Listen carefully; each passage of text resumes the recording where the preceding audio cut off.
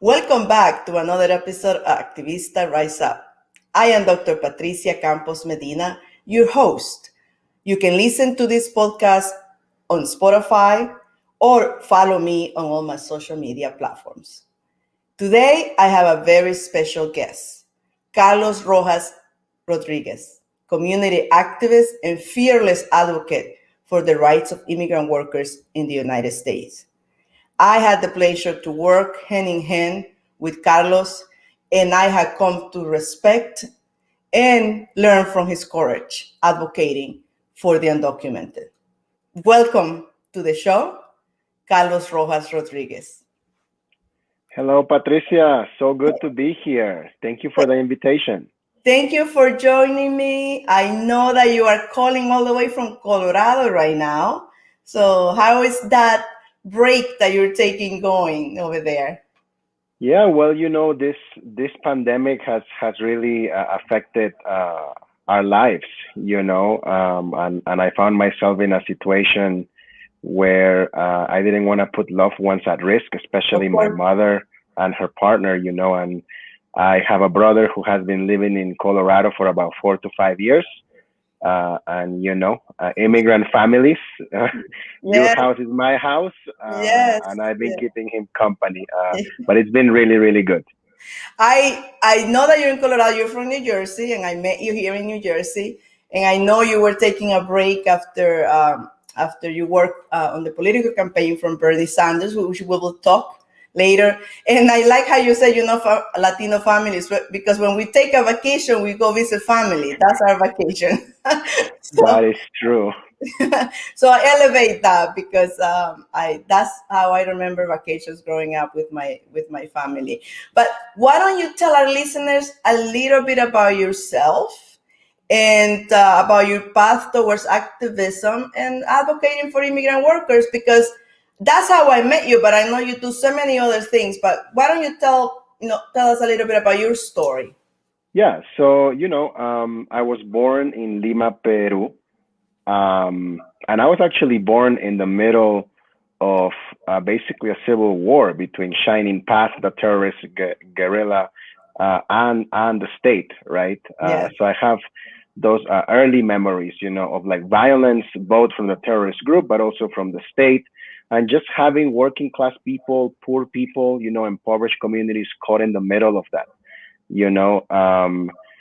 like my parents made a courageous decision to leave their hometown, to leave their family, their friends, right? Their country, their Peruvian food that is so good. Oh, delicious. The best food ever in the world, I think. Yeah. And they made a decision to migrate to this country, to the United States, not so much for themselves, but it was really for me and my brother. It was really uncertain whether me and my brother would have the opportunity to go to college in Peru. We also had older cousins and uncles who went to college, and they had a degree, but they would end up driving taxis, cleaning offices.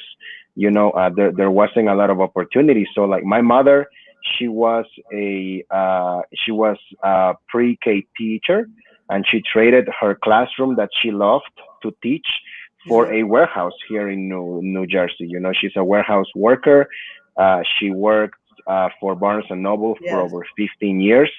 And she actually recently was able to finally become a teacher in the United States. Oh, that's amazing. She actually teaches pre-K through the distance learning program now in the district of Rahway, which is very, very close to Perth Amboy, which is where I'm from. Yes. Perth Amboy, as you know, is the second most Latino town in the state, second to Union City. We are home to a vibrant Latino community, especially Dominican, Puerto Rican community. We even elected the first Latina mayor with Wilda Diaz, who you know very well. Yes. And we have been, I think, a beacon of hope, in New Jersey as to how grassroots organizing can actually stick up and stand up to the establishment, that exactly. yeah. No, Perth Amboy is one of those places that is a Latino city. It's vibrant. It has the waterfront. So every time I go there, I feel like, oh wow, it feels like it feels like a Latino's place, with the food and the people. But I remember your mother. She became a leader of the workers during the during the pandemic in Barnes and Nobles when we were trying to figure out how to get protections for frontline workers in that industry. Mm-hmm. So, she stepped up and led. It was 800 warehouse workers at that facility. Uh, Yes, yes. That's Barnes and Noble's biggest warehouse in the country. yeah, They employ close to 1,000 immigrant workers, mostly Latino and South Asian.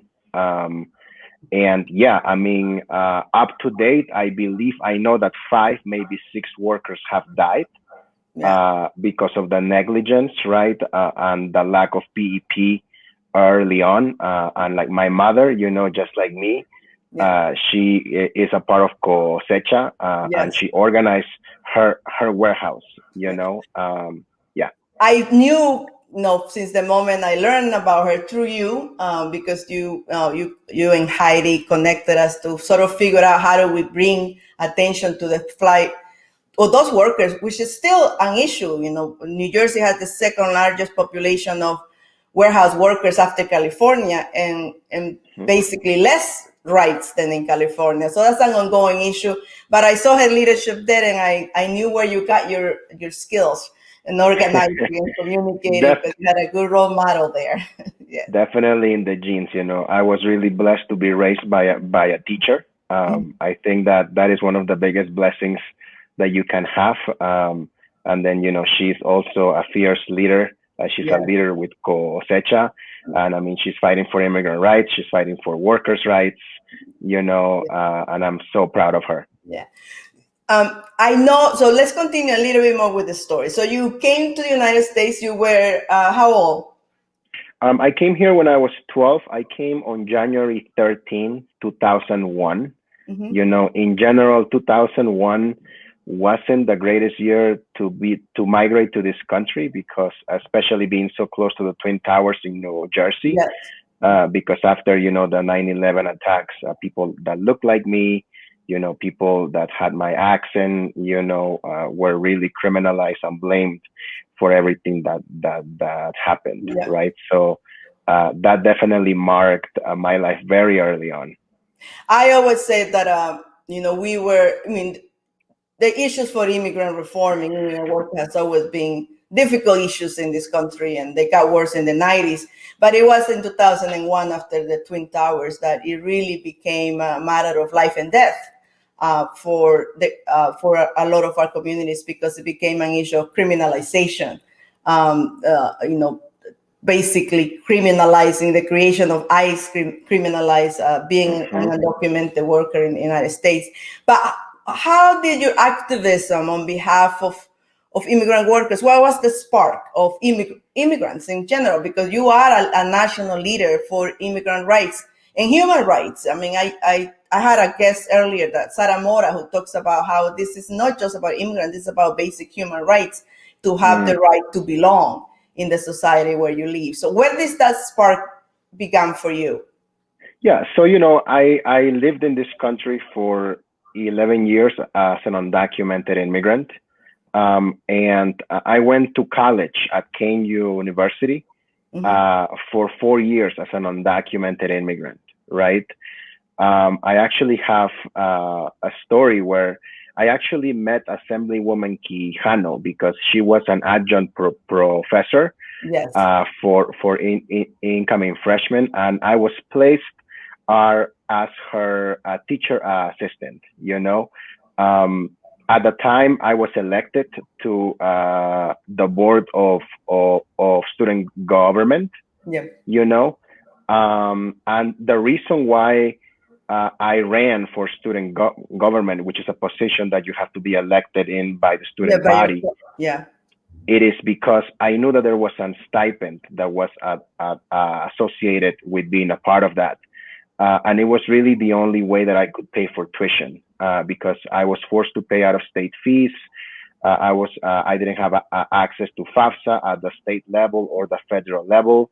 Like my family and I had to pay like tuition increase from like $5,000 from when I started to like over $7,000 in a period of four years, right? Yeah. And in my third year in college, I was in a position where I literally couldn't find the money. So I was either going to be forced to become a part-time student or take a semester off to make some money. And I was fortunate enough that some of my mentors encouraged me to run for student government. And literally, that race was about keeping me in school and being able, and like literally from there on, after I was elected, I would get a check from the university for my stipend, and I would endorse it back to the university, to the Office of Student Accounting, so I could stay in school. Imagine that. So. Yeah. So and actually through Annette, Assemblywoman Quijano, we actually became really, really close. She knew about my story because I was very outspoken on campus, and she was the first person that told me that there was a bill that was being discussed in Trenton that would allow in-state tuition for undocumented students. Yeah. And she encouraged me to go to the State House and tell my story. I did that. And it was really at the State House where I met other undocumented students who were also in college in similar situations like myself, trying to hustle and figure out how to stay on campus, how to get an education, and really showing our parents that their sacrifice and their journey to this country was worth it, right? So I connected with Marisol Conde Hernandez, who you may know, the first undocumented lawyer in New Jersey. Yes. Very, very proud of her. I connected with Brenda Aguilar, who was organizing in the northern part of the state. And we basically came together and we founded the New Jersey Dream Act Coalition in 2009. And that is how my activism started. We founded the first undocumented youth-led organization in the state. Yes.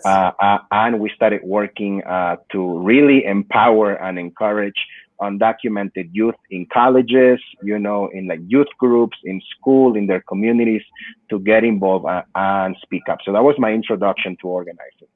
That was a great campaign and such a great birth of so many good organizers in New Jersey. I remember also Giancarlo Tello from that campaign, and it sort of sparked that desire to do something. Because one thing that the Dreamers and that generation did is like call the question on what was the commitment of the older generation to supporting the younger the Dreamers or the younger generation who didn't have the ability to go to school. So I remember that was such an energizing moment. So how did you connect from there to the work with Cosecha? And tell us a little bit about Cosecha, because the next campaign that I met you at is is with the driver's license campaign. Absolutely. And how you were so fearless organizing the workers who were, who to lead that struggle and tell their own story. So how did you connect it from that to the work with Cosecha? And tell us about what Cosecha stands for. Yeah. So let me finish the story with the New Jersey Dream Act Coalition first, because I think there were some really key moments there. Obviously we were in the fight for DACA in 2011 and 2012. Mm-hmm. Actually, we are very proud that we basically cornered Governor Chris Christie, who back then had presidential ambitions. You have some experience cornering politicians. Yeah. And we basically got him to sign, I would say, one of the most progressive pieces of legislation that happened during the Christie years, which were very hard years for us because he took funding away from anything that supported our communities. Yeah. And we didn't get everything we wanted, but we did get the in-state tuition bill under Christie, which I think it is a story that's sometimes forgotten. And this was really led by undocumented youth, front and center. And then the work with Cosecha really took off. from actually the failure of not being able to pass driver's licenses back in 2015. Right. So back in 2015, 2014, 2015, I was coordinating actually the driver's licenses campaign with the New Jersey Immigrant Coalition. New Jersey Coalition, yeah, New Jersey Right. Coalition, yes. So I was leading the driver's licenses campaign there.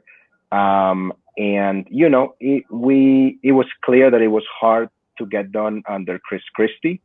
But what really made me upset is that the Democratic Party didn't even want to put a vote, even though they controlled both chambers, at least to take a symbolic stand and to communicate to our people, right? More than 500,000 undocumented immigrants who live in New Jersey, right?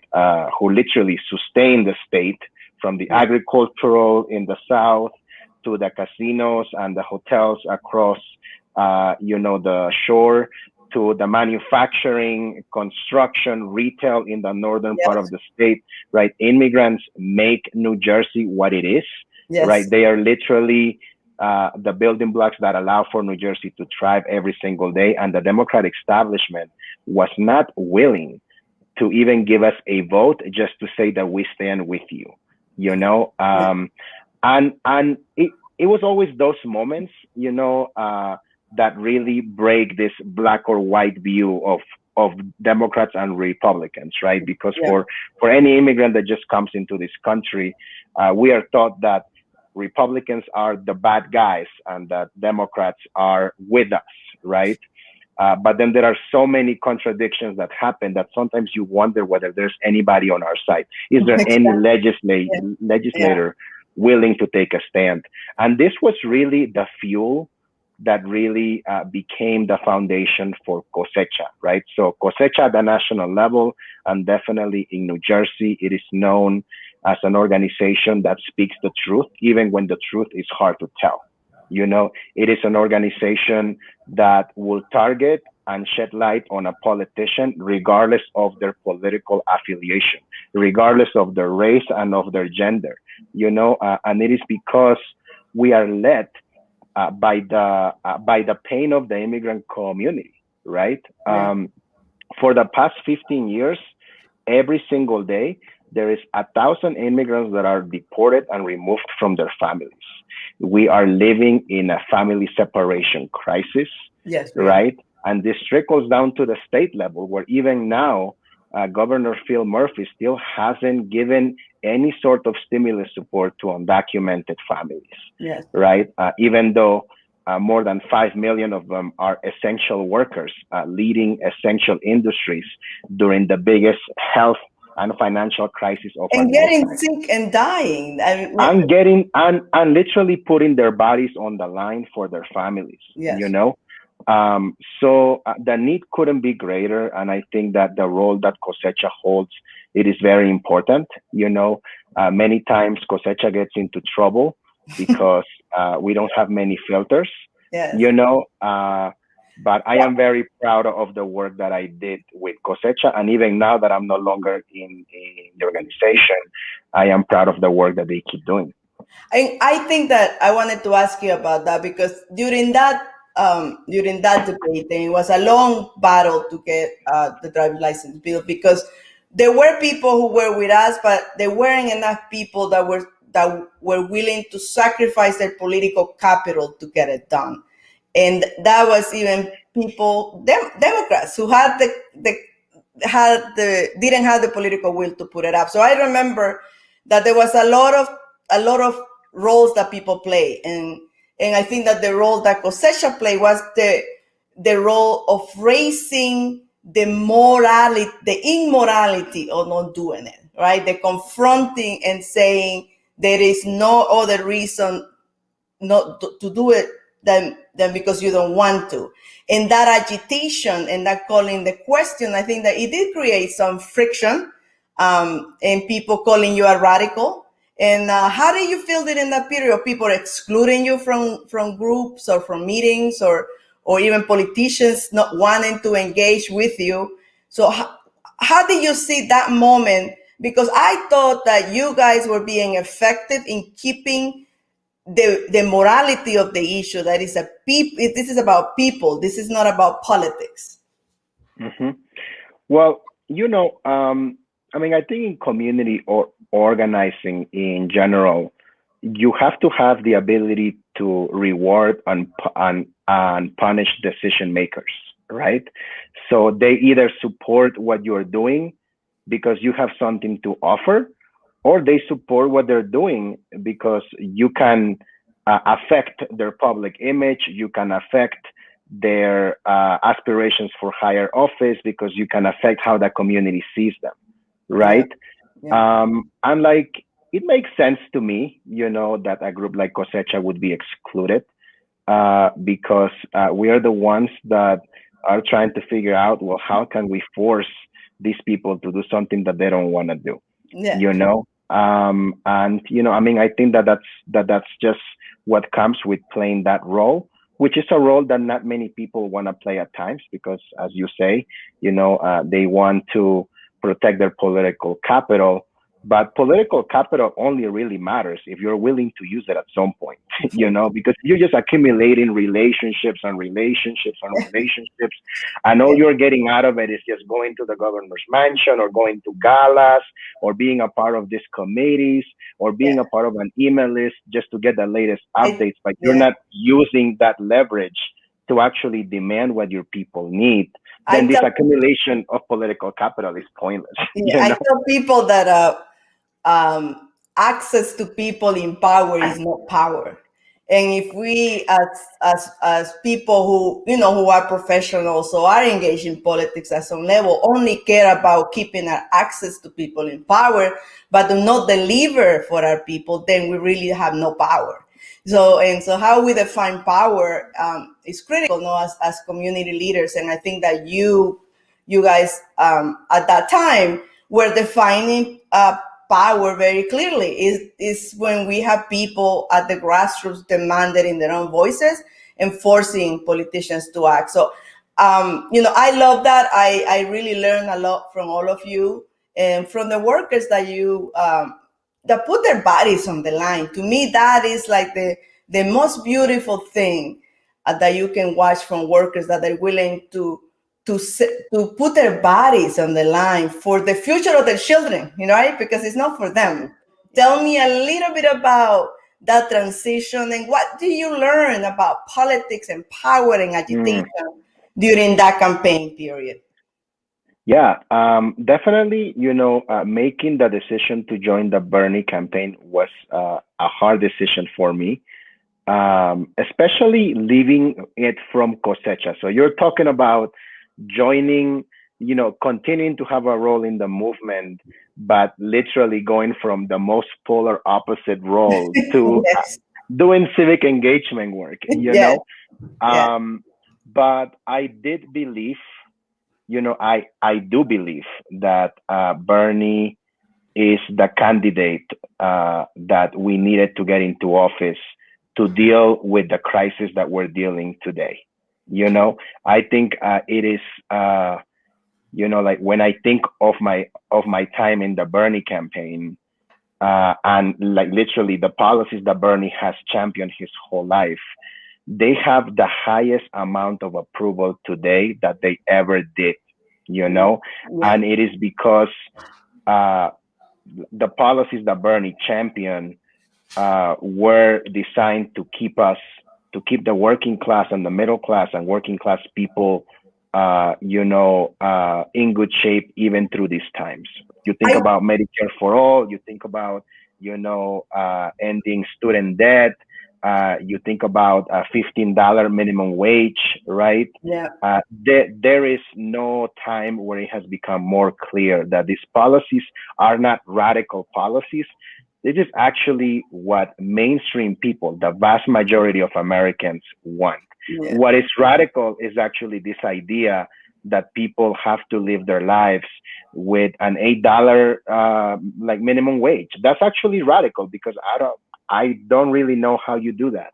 Yeah. Right. One of the things that that you demonstrated, and I'm going to tell the story because I think that you did not make an easy transition from being grassroots immigrant rights organizer, to the Bernie campaign. I remember that you took on a national role with Cosecha, and you were actually pushing all the politicians on immigration reform and taking a clear stand that if they got elected, they were going to push for immigrant citizenship for all undocumented.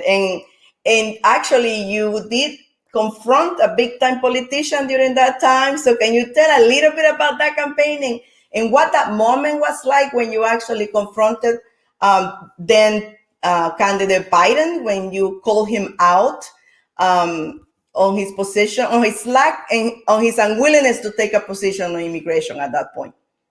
Absolutely. So, I mean, this was my last year with Cosecha. Obviously, we were heading towards the last year of the Trump administration.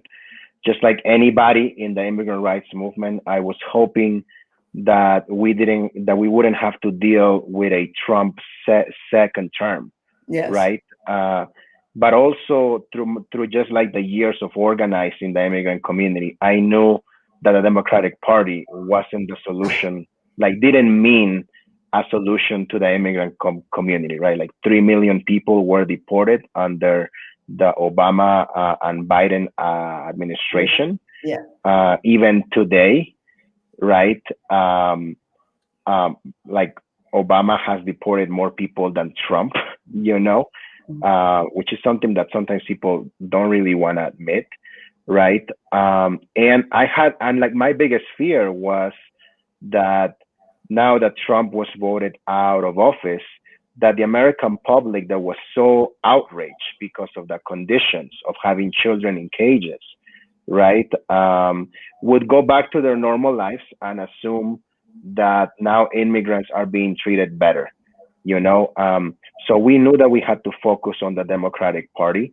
And we knew that we had to create a wedge within the party and actually draw the line on the sand and actually hear who in the Democratic Party thinks that the way that Obama dealt with immigration was not the way to go, and who was willing to pave something forward. So I want to just elevate that was a strategy. It didn't just happen. That was a strategy you guys placed, that we were going to make this an issue. So yeah, we wanted to make it a campaign issue, because we know that a lot of family separation took place under the Obama years, right?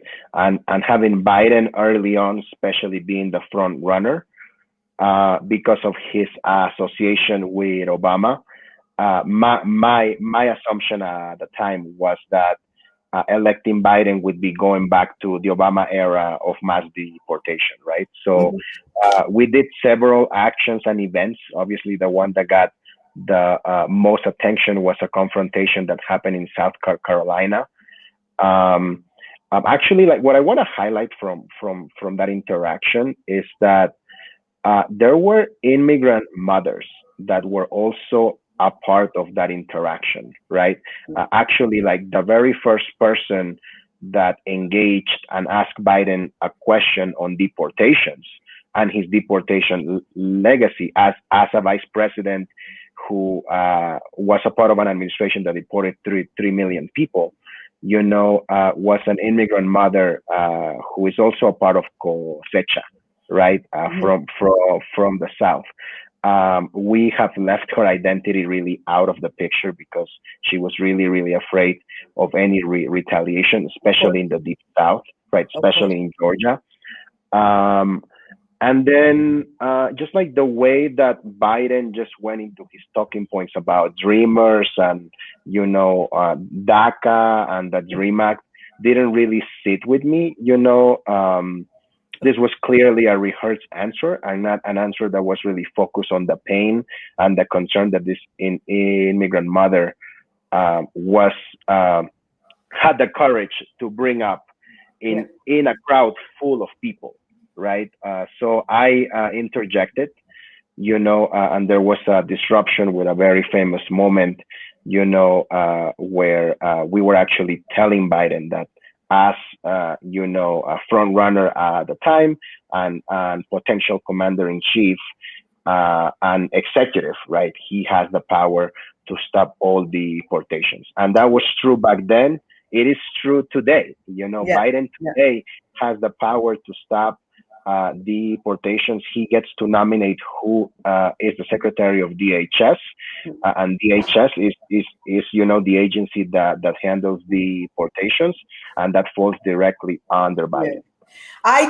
I want to say that highlight that moment, I think, in which you confronted him, you and the mom and the undocumented worker confronted him, and his lack of empathy towards the person, and your response to it show a lot of courage to have that confrontation. But I think it was a moment that it really demonstrated to a lot of immigrant rights activists that we really needed to push him harder, or we were not going to get any commitments out of him if he became the front runner and the actual candidate at the end.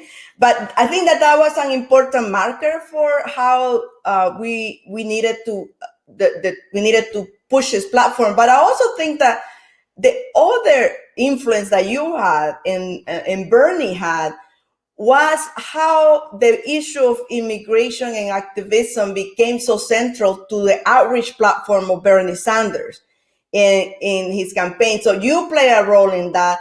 Tell me how was approaching an organizing campaign for a political campaign different than organizing on issues? Because I've done both, but I want to say from your experience, coming from the grassroots member-driven to going onto a political campaign, how was that different, and how were you able to maintain that focus?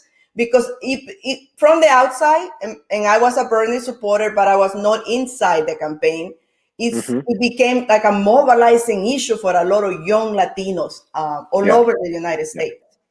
Yeah, I do want to highlight, that the reason why Bernie was able to win the popular vote in Iowa, which is not the most diverse state in the nation by any means. People of color in Iowa are about 6% of the electorate, but I think that when I first joined the campaign, I wasn't sure if I was making the right decision.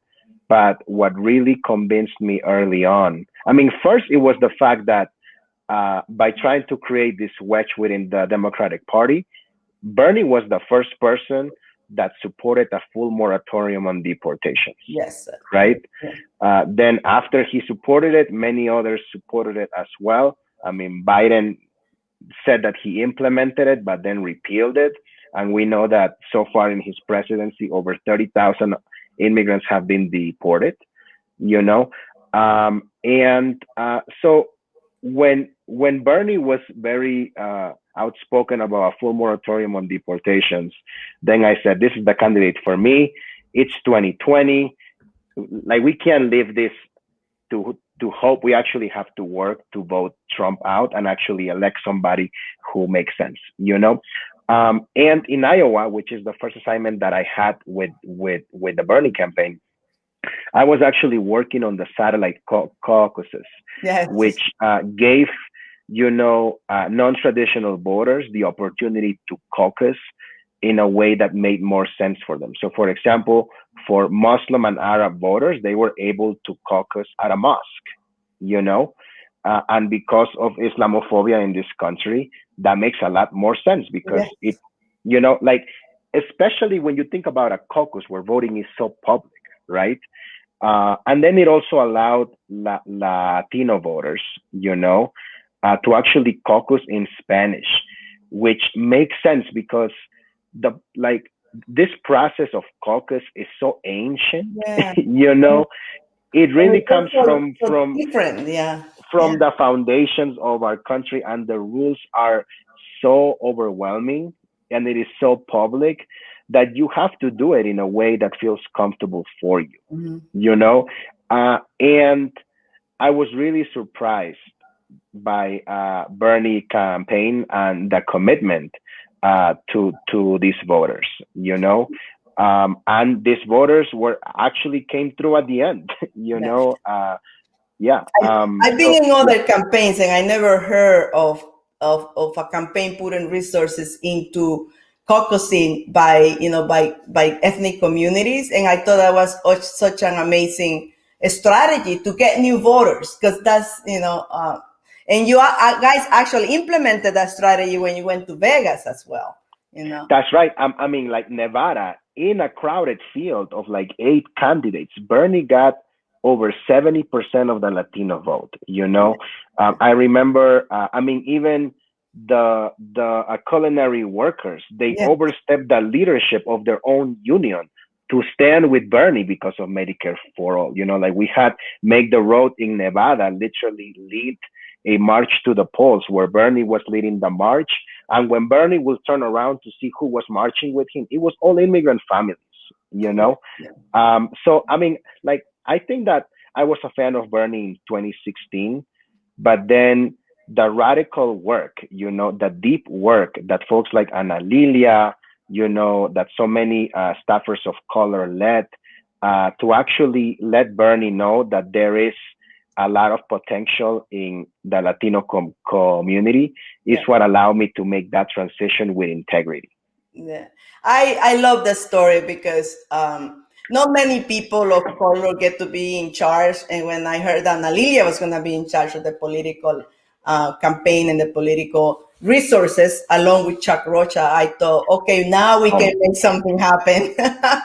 So I was also so excited for you to have that opportunity because at the end of the day, in the United States, you do have to make things happen through political engagement, right? And hopefully one day we have more than 2 political parties. But if we are able to maintain that commitment to grassroots organizing, I think we might be able to change the politics of this country. So I am one of the legacies of the Bernie campaign. I think it's that belief in grassroots organizing. So I hope that we can continue to build that. So what is next for you now? I know you took a little break after the Bernie campaign. I know that we were able to change the platform of the now President Biden. There's a lot of work to do. So how do you see us? I mean, there was. What do you think about the bill that was passed yesterday in Congress? I mean, I am. That's a big difference from where we were under Donald Trump, but I think that we even got that through Congress. So what do you think of that, and what are you doing now to build up on the Bernie energy? I know that you are doing something, so share with us so that we can push the Senate to actually act and do something. Absolutely. So, I mean, I think yesterday was a very confusing day for the immigrant rights movement, and I'm definitely very dogmatic in my approach, and I have no shame in saying that, I do believe that this Congress is only going to pass 1, maybe 2 bills that relate to legalization, and the Dream and Promise Act was I mean, it's something that's very hard for me to support, and the reason why is because it is a bill that excludes 8 million people, right? It excludes people in their own households, so you have young people with DACA that are excited, about this possibility. You have the parents that are excited for their children, because that's what parents are here for, to give their children a better life. But then you continue to put older people, right? People with reentry, people that have some criminal record, people that don't have TPS or DACA in a position where they have no path to citizenship, right?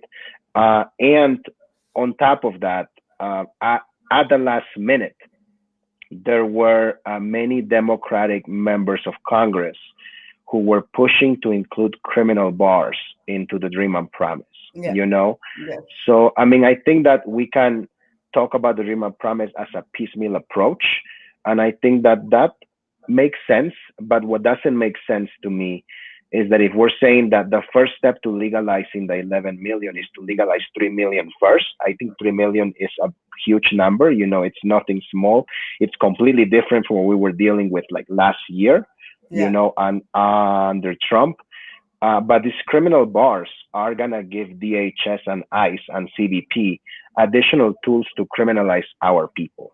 You know, so I mean, I think that as elders, as leaders of the immigrant rights movement, we have to do everything in our power to legalize as many folks as we can, but also making sure that in these bills we're not adding things that are going to continue separating families. And what I want to highlight, right, it is that it wasn't Republicans who wanted to include these criminal bars in the Dream and Promise bill. It was actually Democrats, right, who actually are still thinking that we are in the Obama years and that we have to negotiate with ourselves before we negotiate with the Republicans, right? And that happens on every single issue, you know.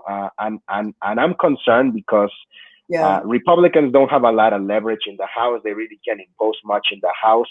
But once it goes to the Senate, they're gonna bring the old dirty bag of tricks. They're gonna bring things like E-Verify. They're gonna bring things like added funding to DHS, more ICE agents, and all of these things that are weaponized against our community. It's this whole idea that we need to continue to do militarization and or criminalization of immigration before we can actually give people's rights. That is, it has been dominating the Democratic Party, and I think that's we have to push back on that because we have done enough trying to prove that we are we have, you know, that somehow we have to prove that we are strong on enforcement before we can actually legalize people. And to me, that is a non-starter, and I commend you for continuing to say that, because what we need is acknowledgement that people are here, are working, and are getting sick.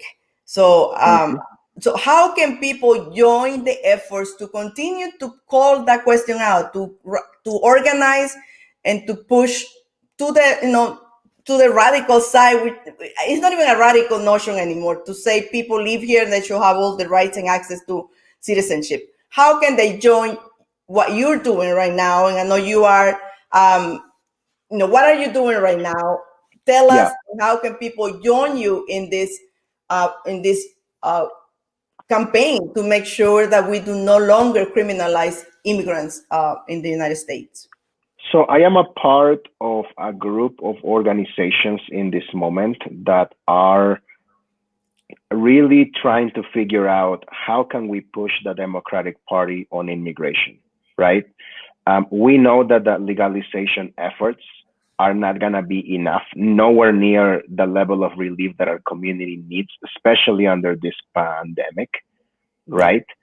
I mean, 5 million immigrant workers who are undocumented, who are literally picking up the crops so that you have vegetables and fruits in the supermarket, who are literally packing the hand sanitizer and the KN95 masks that we use every day, are doing it without any protection. They're doing it, and they have been excluded from the CARES Act. They have been excluded from the HEROES Act, you know? So there is, now that we have a Democratic trifecta, there is so much that we can demand of the Democratic Party, you know? So I think that for me, the conversation starts not in trying to figure out how do we do a bipartisan compromise with Republicans, but the conversation starts actually by drawing the line on the sand with the Democratic Party and actually say, are you on our side or are you not on our side, you know? And there are many different tools that we can use, you know? The filibuster is an obsolete tool that now Republicans are going to use to obstruct progress and relief, not just for undocumented immigrants, but for 30 million people that are making under $15 an hour. You know, other issues, or progressive issues.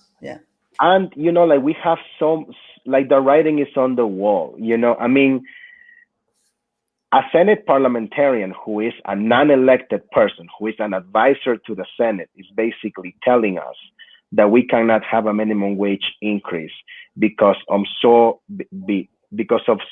procedural rules from the archaic Senate, you know?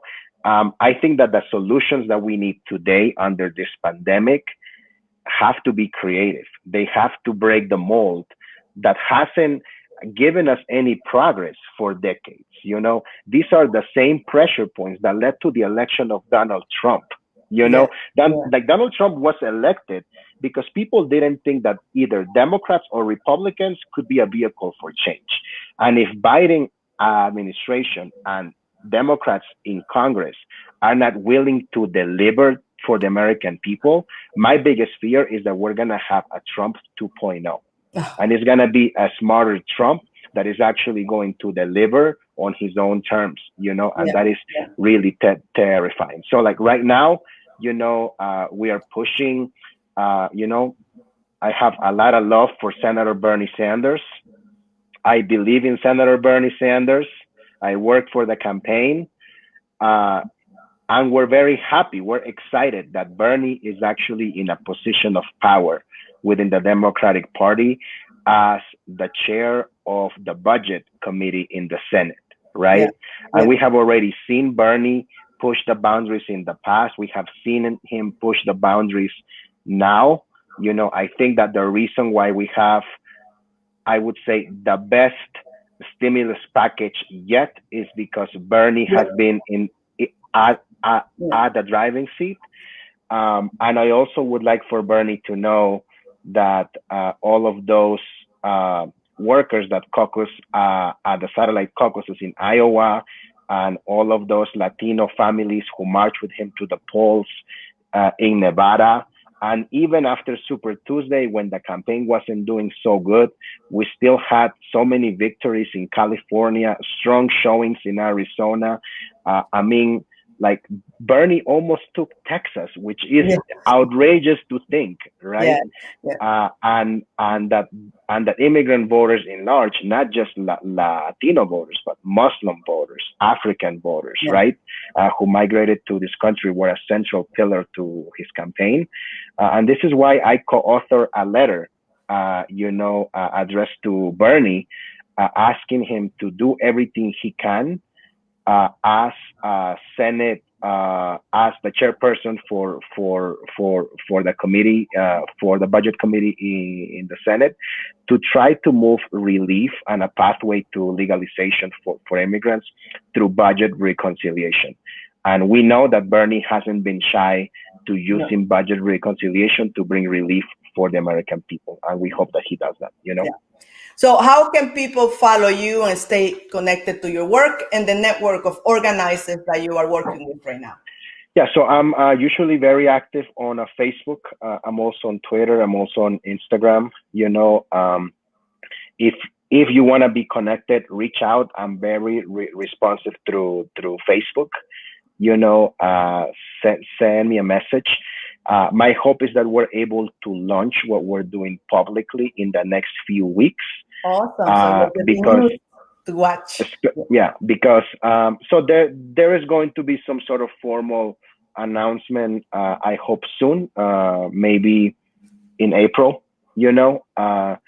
So that we can actually lead the immigrant rights movement in a way that makes sense without having to throw our own community under the bus. Because as an advocate, as an activist, a lot of times you are dealing with what is realistic versus what your community needs, and having to make decisions between those two hard places are very tough, and it is in those moments where we need the moral clarity and the political courage to demand what our people need, and nothing short of justice. And justice for undocumented immigrants right now means a pathway to citizenship for every single undocumented person in this country.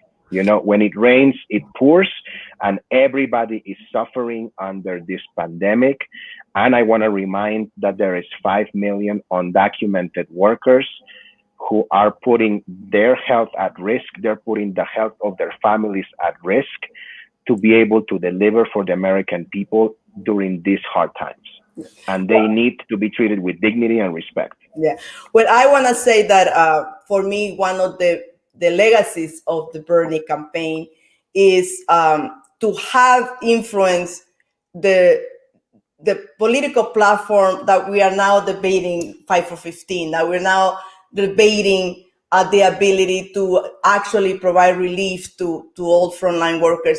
And that we did it from the grassroots. And now another legacy is the amazing organizers like you who have entered the space of politics and can use those skills that you learn at the grassroots level to drive the pendulum towards justice and towards rights for documented workers and for their families. So I am so excited that you are still in this space and that you are leading this effort. I can't wait to learn more about it and to support you and to get engaged. Please send me the information. I'll share it with all our network here at Activista Rise Up, because I believe that this forum is to inspire other people to connect and continue to bring others along, because only with activism driven by people and by grassroots leaders, we're going to change the debate that is about us and our issues and not about what the system is willing to give us. We have to make the system give us more and recognize the input of our community. So I thank you for your commitment to organizing. I thank you for staying committed to bringing others along. And I thank you for your friendship. So we'll bring you back to tell us more about how we can follow you and connect with you, Carlos. Sounds good, Patricia. And I want to thank you publicly for your wisdom, for your mentorship, for your advice, because you have been an advisor to Cosecha, and you have reassured us in moments where we needed to be reassured of our political instincts. And not so many people in New Jersey have done that. So in that sense, you have been a very wise and very empathetic and just really supportive person, especially as someone who I think navigates the inside game and the outside game graciously. I really admire that about you. Because you really carry your values and your integrity and your principles and your community in your veins and in your heart. So that means everything to me. Thank you. I believe in agitation, and I believe that we all have a role to play. And none of this works if we don't elevate the voices of our people, our leaders on the grassroots. I always said I have a troop behind me, but I have to stay connected. Because if I separate myself, then I just stand alone and I can break easily. So I was just getting energy from all of you and receiving the wisdom of the people. So I appreciated the opportunity to just be part of it for the movement. So thank you. Thank you so much, Patricia. Okay, un placer. Activism is about elevating the stories of people who every day suffer the injustice of a system that doesn't prioritize their lives and their stories and the future of their children. We are here to say that all of us, all of you, can take a stand on something that you care about and make sure that you are improving the lives of others by just speaking up, speaking with others, and speaking truth to power. I am Dr. Patricia Campos-Medina, and this is Activista Rise Up. Listen to this podcast on Spotify and all podcast platforms, and follow me on all my social media platforms.